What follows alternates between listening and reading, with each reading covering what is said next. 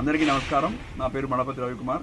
నేను Telangana muscular dystrophy association state general secretary work చేస్తున్నాను.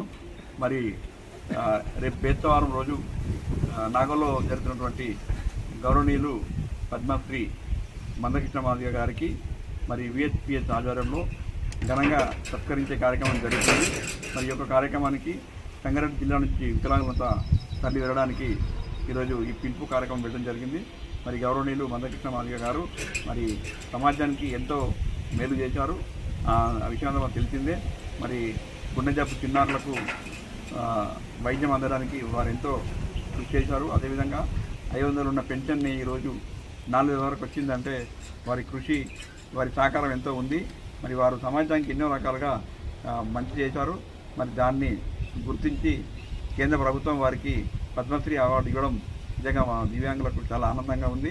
ఆ కార్యక్రమాన్ని విజయవంతం చేయడానికి మేము వెళ్ళడానికి సిద్ధంగా ఉన్నాం.